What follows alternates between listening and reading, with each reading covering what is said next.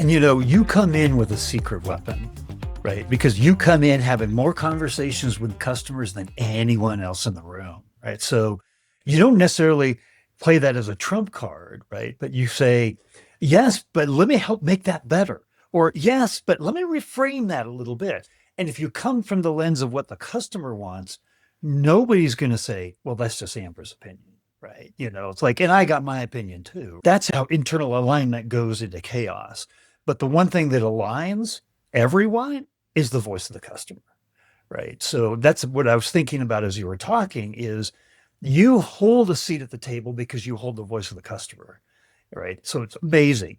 I wanted to go back to Amazon for a minute because they have, and I was able on this podcast to interview a CX executive at Amazon.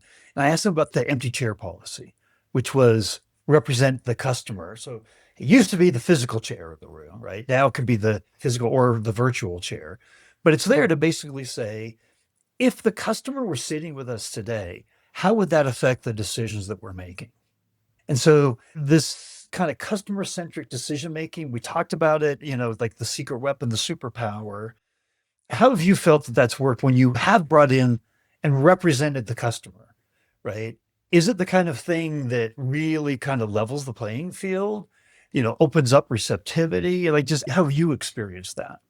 Yeah, no, I think that I love the empty chair or just the idea of if the customer is in the room, how would we talk about these same things? Because ultimately, most decisions we make, especially if they impact the customer, we're going to have to explain them at one way, shape, or form, right? And so, what's that going to look like? And also, sometimes helping business partners that maybe aren't as close to the customer understand that those questions are going to get asked. Because sometimes I think that you can sort of assume you get to make a decision over here. No one's going to ask, so we're not going to have to explain it. So it's like, no, no, no, someone is going to ask. We are going to have to explain it. So what's that going to look like? But really, for me, it kind of comes down to two SSB, two spaces, like our data, right? So every interaction that comes in, we categorize, right? Like, why did this person reach out and what was the impact? And so that's our manual process through our agents. But then we also have some AI technology that's reading intents, reading sentiment, mood analysis. So we try to pair it in two ways. One, the data, right? Hey, the data will tell you that customers are asking about this, that they ask about this, or that they like this, or that this is happening.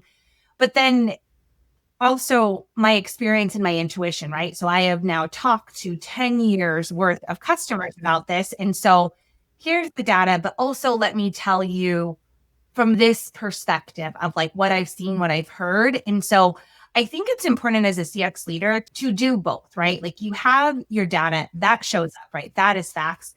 But also, you're a leader in your company because of your experience and your insight, which leads to your intuition, right? So I also feel pretty comfortable when something's kind of going on. I'll be like, okay, hey, yes, here's the data. This is what this says. But then let's gut check this, right? Like, talking to customers, or sometimes it's if your grandmother was experiencing this, how would you feel? So sometimes I'd had to put it in those ways. Like, okay, if this was happening to your grandma, do we feel good about that? And we're very lucky at Sort of Some Insighting. Everyone is so customer centric.